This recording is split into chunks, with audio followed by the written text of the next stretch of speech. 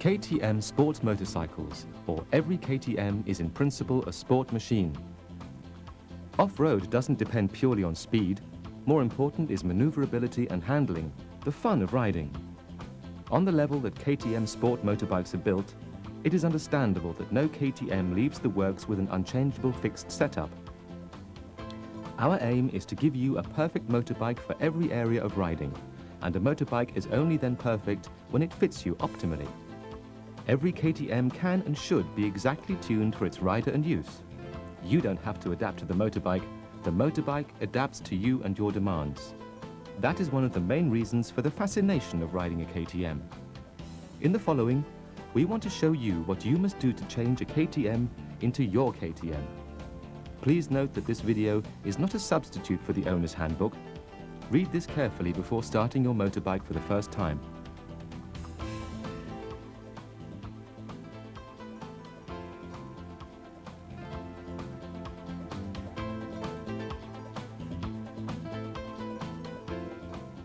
After the trial run on the test stand in the KTM works, the motorbike is partly taken apart. This is necessary for packing and transporting. Following parts must be completed and mounted before delivery to the customer: the shock absorber, the handlebar. When taken apart, the throttle grip, the clutch lever, the short circuit button or emergency off switch are only taken off the handlebar. They stay connected to the motorbike with the cable, the tube and wire. The left and right fork legs, the brake system stays mounted on the left fork tube, the fender with fender brace and speedometer gable guide, the complete front wheel, either the odometer, the analog speedometer or the digital speedometer, further the combination switch, the headlight mask, the side cover, for some models the left radiator shield for winter use, and the foot peg. To be able to mount the WP PTS shock absorber, jack up the motorcycle so that the rear wheel is suspended freely. Detach the brake hose from the plastic clamps at the swing arm and fold back the splash protector. Guide the shock absorber on the right side of the bike on the inner side of the frame to the upper fastening point.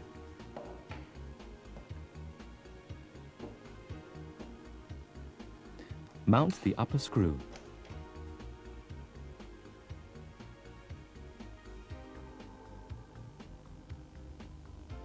Lift the rear wheel to mount the shock absorber on the swing arm. The screws are tightened with 60 Newton-meter.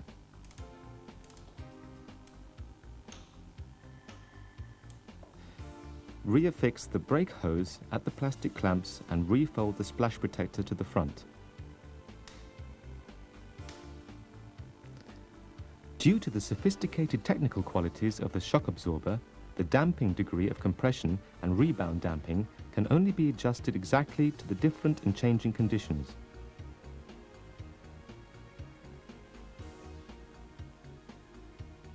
The position of the handlebar can be adjusted to 4 positions. For this purpose, change the position of the handlebar seat on the top triple clamp.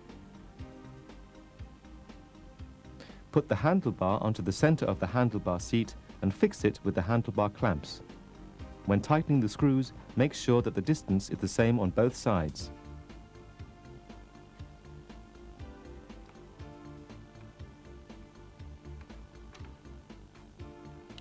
Mount the throttle grip on the right-hand side on the handlebar.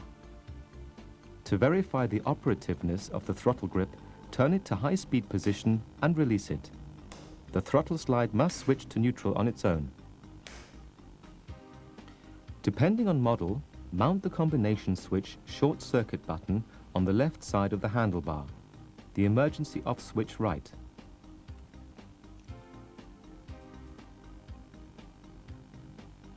The clutch lever is also mounted on the left side in standard position. Make sure that hoses, wires and cables are laid kink-free. Mount the distance bushing on the speedometer cable guide and put it onto the fender. Push the distance bushing into the bores. Together with the speedometer cable guide and the fender brace, the fender is fixed to the bottom triple clamp. Before you tighten the screws, align the components accordingly. Clear the fork legs and the faces of the triple clamps of oil and grease residue. Before you screw in the clamp screws, put some grease on the thread and the face of the screw head. Push the fork legs from below through the triple clamps upwards until the first marking ring on the fork leg meets the upper edge of the top triple clamp. Make sure that the bleeder screw is in the right position. Tighten the clamp screws alternately until you reach the exact torque, which is 20 Newton-meter on the top triple clamp and 50 Newton-meter on the bottom triple clamp. After you have mounted the fork leg, assemble the handbrake unit on the side of the handlebar. On the left fork leg, the brake caliper and the handbrake unit, that is handbrake cylinder and hand lever, is pre-assembled with the brake hose. If the digital speedometer is used, its wire is also installed on the left fork leg. Before you mount the front wheel, clean and grease the shaft seal ring and the running face on the speedometer drive. If you use a digital speedometer, clean and grease the running face of the distance bushing.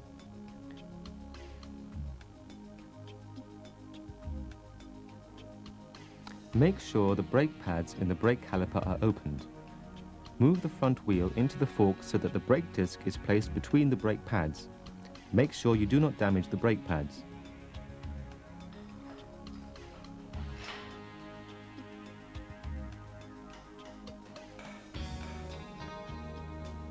Put the speedometer drive on the wheel hub. The driving hubs must gear in the slots of the speedometer drive. Position the front wheel with the speedometer drive and assemble the wheel spindle. Position the speedometer drive so that the speedometer cable makes a slight curve upwards. Screw in the collar nut and tighten it with 40 Newton-meter.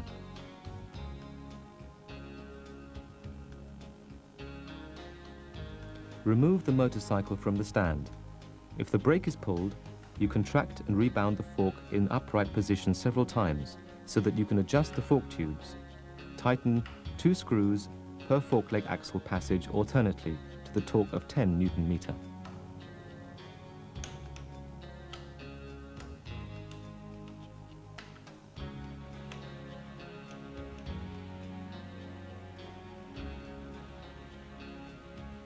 Depending on model, mount the digital speedometer on the top triple clamp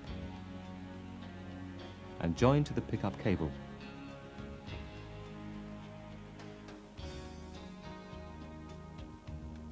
Plug the control lamp in its bracket.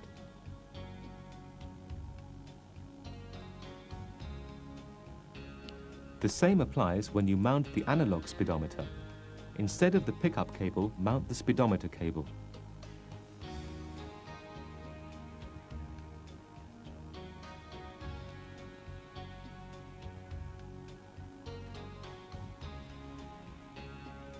Connect the speedometer cable also to the odometer, also the cable for the pull switch.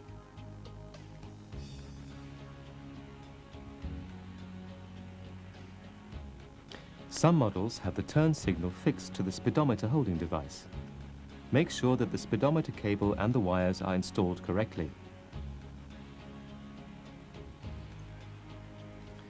Before you mount the headlight mask, fix the combination switch cable on the handlebar. Connect the cables.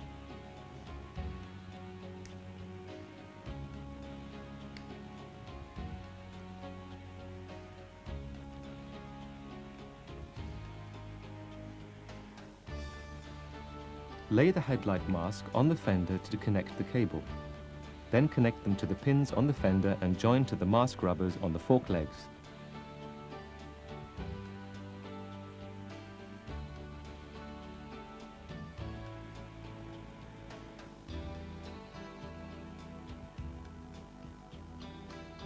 Make sure the wire and the hoses are installed inside the mask. Before you mount the side cover, mount the bushing with screws. Tighten the screws with the correct tightening torque.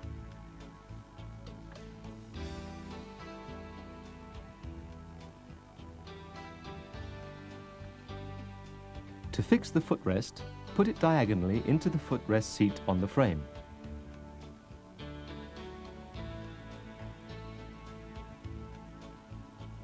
After you have inserted the spring, fix it with the footrest with a pin punch. The bolt is put on the upper bore and driven through downwards. The pin punch is thereby pushed out downwards.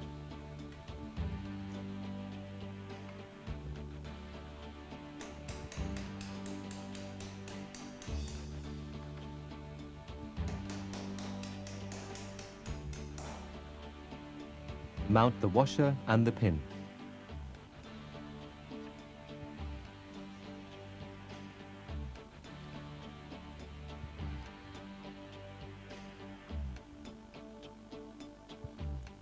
To check the chain tension, put the motorcycle on the stand.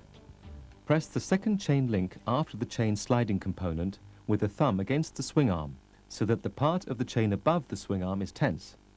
If the chain tension is correct, the distance between the chain and the swing arm should be approximately 15 millimeters. If necessary, correct the chain tension.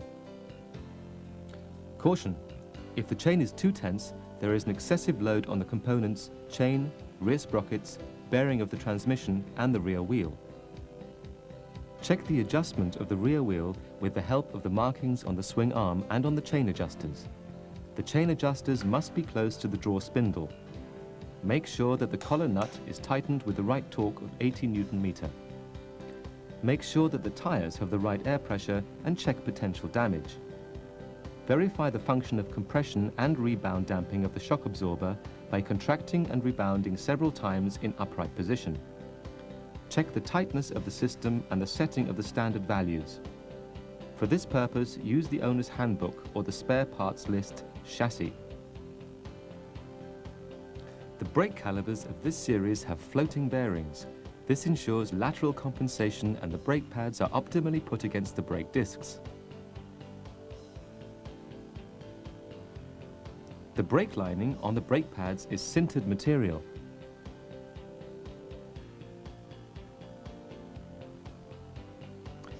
The brake fluid reservoir is combined with the handbrake cylinder. Verify the brake fluid level on the viewing glass. If the reservoir is horizontal, the level must not be below the middle of the viewing glass. If you refill brake fluid, remove the cover and the rubber membrane from the brake fluid reservoir. Fill it up to 5 millimeters below the upper edge of the reservoir. Spilled brake fluid must be washed off with water. Test the brake function on the stand. The front wheel brake is basically designed like the rear wheel brake.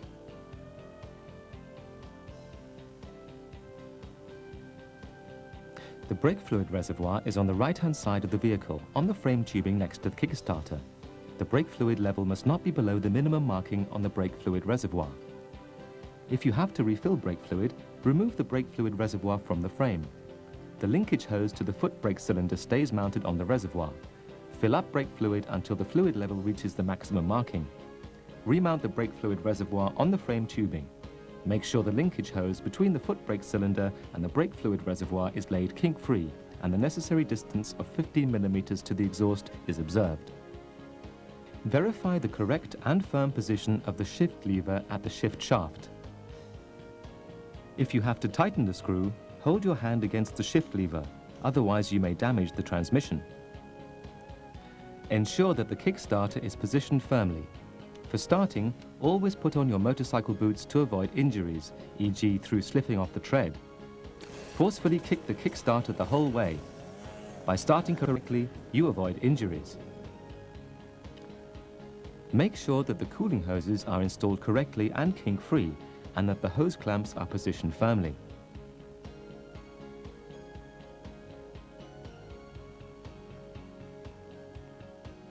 The cooling liquid level in the radiator is correct if you fill in so much cooling liquid until it flows out of the vent hole of the right radiator.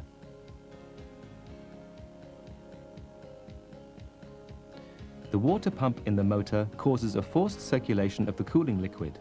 The cooling system only works properly if there are no air bubbles. Most of the models have a thermostat so that the motor reaches its operating temperature sooner. If the motor is cold, the cooling liquid circulates in the cylinder head, and in the left radiator in the models 125 and 200. In the models 250, 300 and 380, it circulates only in the cylinder and the cylinder head. use cooling liquid consisting of antifreezer and water. When changing or refilling the cooling liquid with more than 0.25 of a litre, the cooling system must be bled. The drain plug must be tightened. Remove the cooler lid and bleeder screw on the right radiator. In the 125 and 200 motor, you must also remove the screw on the cylinder head. Fill in cooling liquid until it flows out of the screw opening without bubbles. Reaffix the gasket and the screw and tighten it.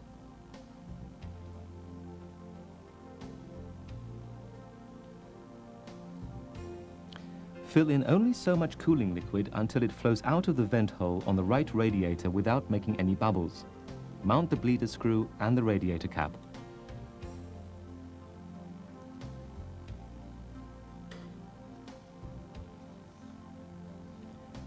Before you use the motorcycle for the first time, you have to check the correct position of the air filter in the air filter box. Loosen the two quick releases on the filter box cover, pull it to the front to remove it.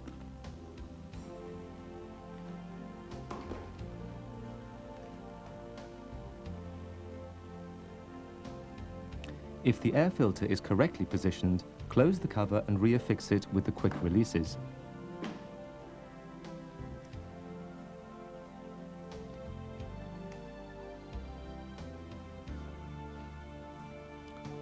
Verify the correct assembly, the firm position of the intake flange and the clips at the carburetor system.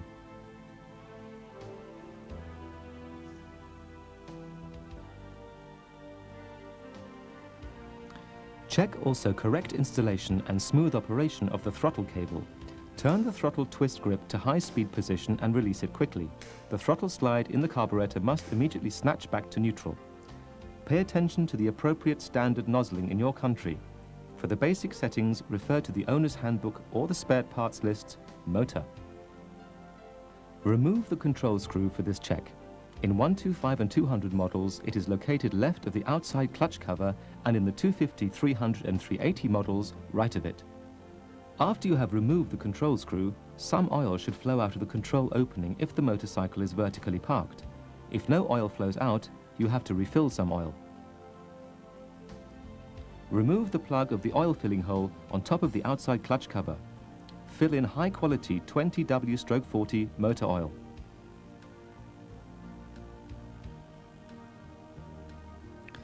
Jack up the motorcycle so that the front wheel does no longer touch the ground. Grab the fork legs at the fork leg axle passages. Try to move the fork on both sides to the front and to the back, applying constant force. No bearing play must be tangible in the steering head. Should there be nevertheless some play, loosen the 5 clamp screws on the top triple clamp. Turn the adjustment screw of the steering head bearing until the bearing play is eliminated. Repeat the test. Check at the same time the smooth operation of the steering mechanism. If the setting is correct, knock slightly on the top triple clamp with a plastic hammer to loosen potential twistings. Tighten the 5 clamp screws alternately to the torque of 20 Nm. The adjustment screw must not be too loose or too tight, because this would damage the bearing and subsequently the bearing seats in the frame. A bearing play in the steering head causes uneven performance. The steering head bearing should be greased at least once a year. Verify also the prescribed tightening torques of screws and nuts. For example, the nuts of the wheel spindles, the swing arm pivot, the engine mounting bracket, the fastening of the subframe, the shock absorber, the fastening of the stand. Make sure also that the clamps and clips are positioned tightly. For the respective tightening torques, refer to the owner's handbook or the spare parts lists and the datasheet. The exhaust system must be mounted tension-free. It must neither touch the frame nor any plastic components or hoses except at the designated suspension points. Verify the tightness of the exhaust system during the test ride. The Enduro models for the US have a spark arrestor in the silencer. The spark arrestor prevents that glowing particles of deposited oil, carbon and soot are released from the exhaust pipe to the environment. To maintain the function of the spark arrestor, it is necessary to clean it every 2,500 miles. To clean the spark arrestor, seal the outlet of the exhaust with a cloth. Remove the plug underneath the main silencer.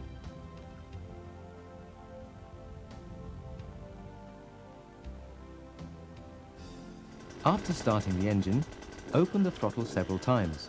The accumulated deposits of oil, carbon and soot are blown out through the open bore on the bottom. Turn off the motor, let the exhaust cool off. Put some Molykote grease on the thread of the plug. Mount the screw and tighten it. Everybody has to select his or her own route for the test ride. It should correspond to the respective model. Pay attention to the legal provisions.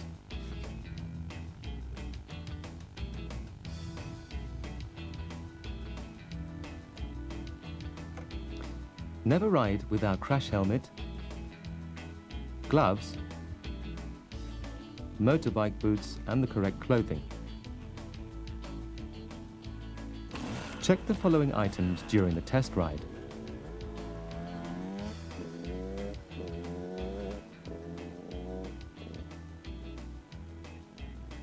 Smooth operation of the steering mechanism, correct function and braking effects of the brakes, correct separation and function of the clutch,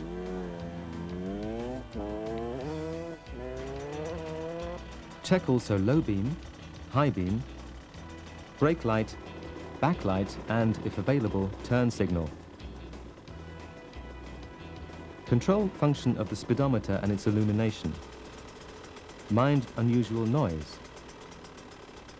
After the test ride, set idle speed while the motor has operating temperature.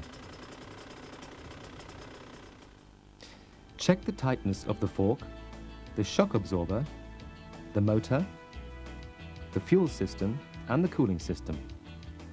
Check the cooling liquid level when the motor has cooled off.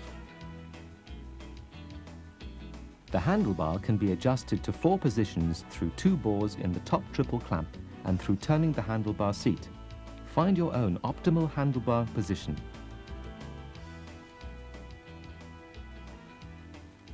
Use the adjustment screw on the clutch lever to adjust its position to your hand size. If you turn the adjustment screw clockwise, the distance between the clutch lever and handlebar increases. If you turn it counterclockwise, the distance decreases. Fix the handbrake lever to your optimal position on the handlebar.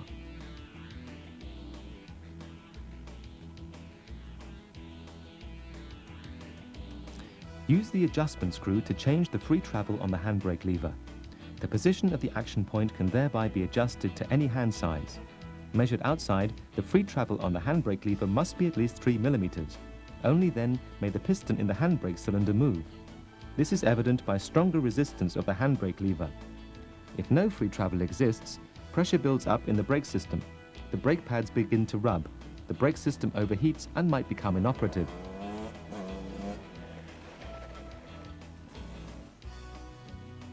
The basic position of the foot brake pedal can be adjusted to your sitting position.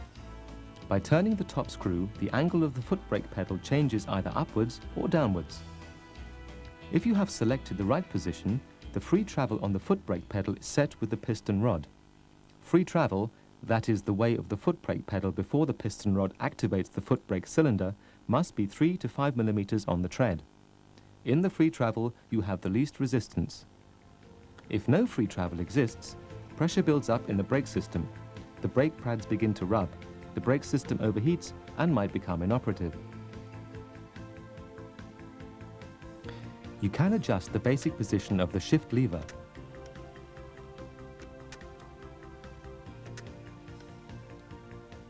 Mount the motorcycle and select your preferred position of the shift lever. For this purpose, detach the fastening screw and loosen the shift lever.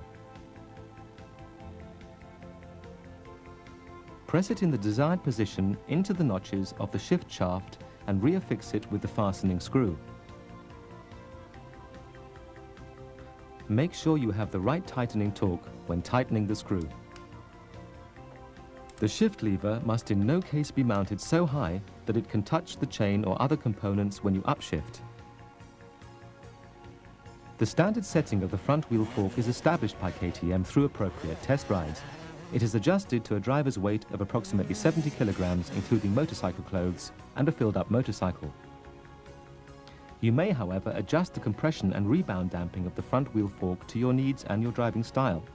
The technical condition of the fork must be good to make any changes.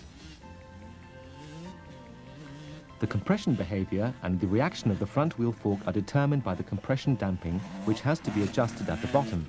The compression damping further prevents that the suspension bottoms after a heavy blow. The rebound damping, which has to be adjusted on the top, influences the behavior of the front wheel fork during the rebounding. In most cases, the basic setting corresponds to the ideal setting. The setting values can be gathered from the owner's handbook. First, select softer damping, then harder, to clearly feel the difference. Finally, replace the standard setting always from the adjustment screw screwed into the stop.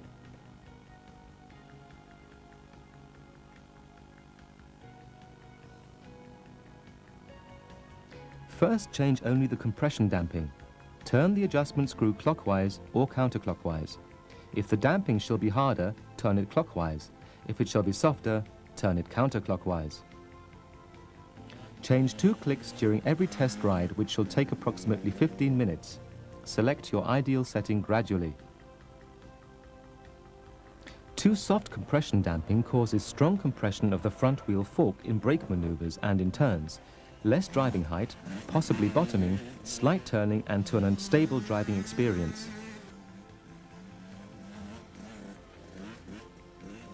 Too hard compression damping causes rough driving, too high sitting position, also in case of a soft spring or minor preload, and turning in turns becomes harder. Follow the same steps if you adjust the rebound damping. Too soft rebound damping causes the front wheel fork to rebound too quickly. The directional stability will not be optimal on bumpy routes and the motorcycle would understeer in turns.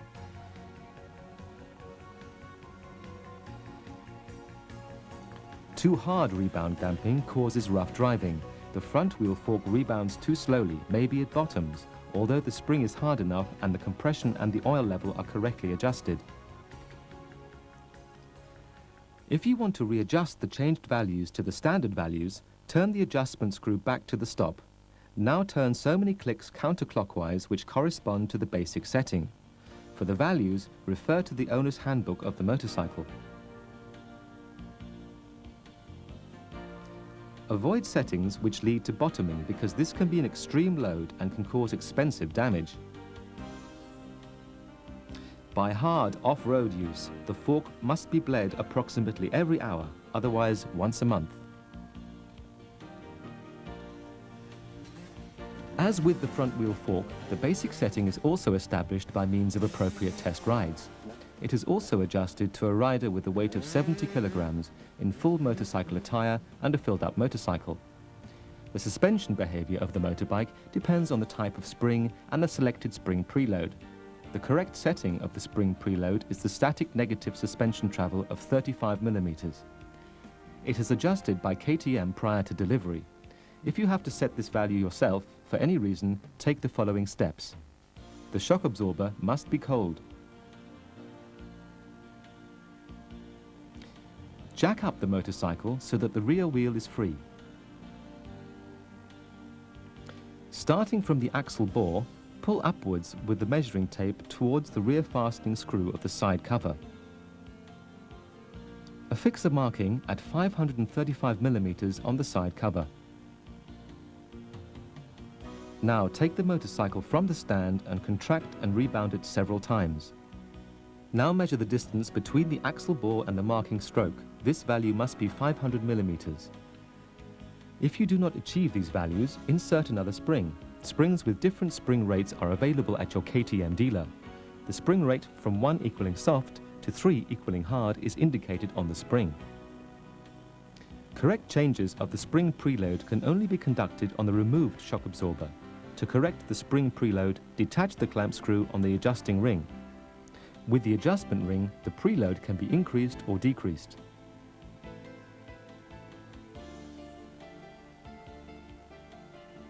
Retighten the clamp screw with a torque of 5 Newton meter before you mount the shock absorber so that the adjustment ring cannot be twisted. Use the upper control button to adjust compression damping. This determines with which speed the shock absorber contracts and to which extent the suspension reacts. 13 positions are available for the adjustment. If you turn the control button clockwise, the damping is reduced. If you turn it counterclockwise, the damping is increased. To set standard position, turn the control button clockwise to the 0 position to the stop. Turn 5 clicks counterclockwise. This is the standard position.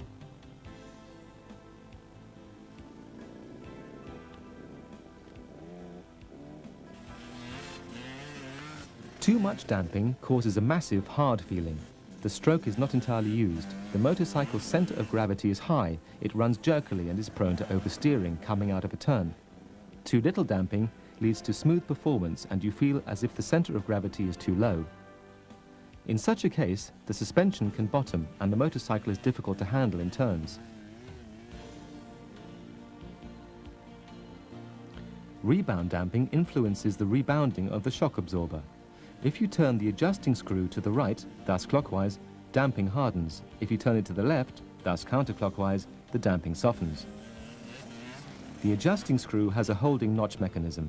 To adjust the standard position, turn the screw clockwise to the stop. Turn 12 to 14 clicks counterclockwise. The standard value is adjusted.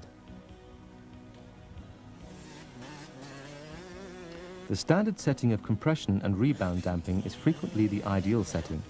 If you wish to try another setting, take the following steps.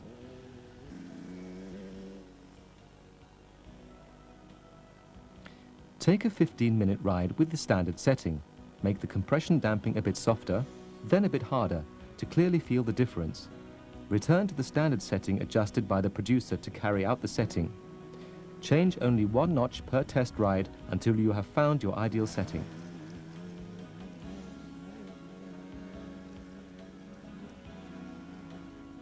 The same procedure applies to the setting of the rebound damping. Avoid settings causing bottoming because this would lead to an extreme load and can cause expensive damage. The basic setting of the carburetor is intended for the running in of the vehicle. The motorcycle is run in after 500 kilometers or a ride of 5 hours. Then the carburetor must be adjusted according to the carburetor datasheet. The carburetor datasheet is included in the owner's handbook of the respective motorcycle. Changes of the basic setting of the carburetor are very complex and should only be made by an authorized specialist. The basic settings are subject to the conditions in the respective country, depending on altitude and air temperature. The basic setting adjusted by the producer is intended for an altitude of 500 meters above sea level, an air temperature of approximately 20 degrees centigrade. If you are traveling in different height situations and temperatures, you have to change the carburetor setting about carburetor specification form. Please use only superfuel 95 MOZ or 98 ROZ and a proportion of mixture with oil 1 to 40 to 1 to 60 for open country.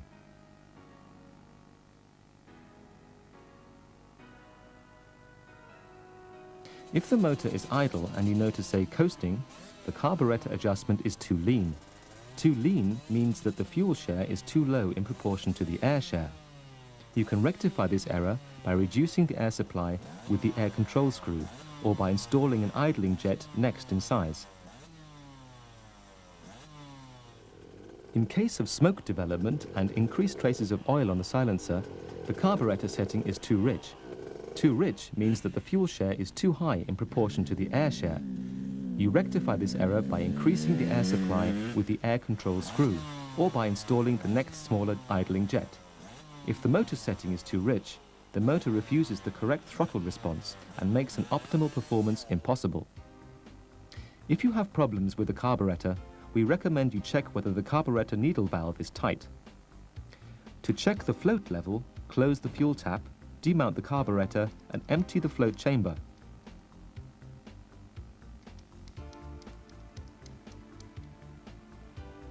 Open the float chamber. Turn the carburetor with the open float chamber on top approximately 60 degrees. The float level is correct if, in this bent position, the edge of the float is parallel to the sealing area of the float chamber, and the spring no longer exerts any pressure on the carburetor needle valve. If the carburetor is held horizontally, the weight of the float presses the needle valve on the sealing area.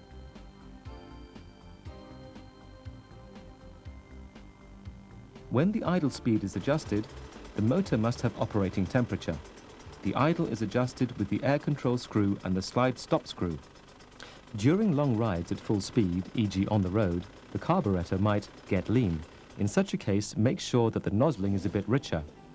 If the motorcycle is dethrottled, the carburetor has to be completely readjusted.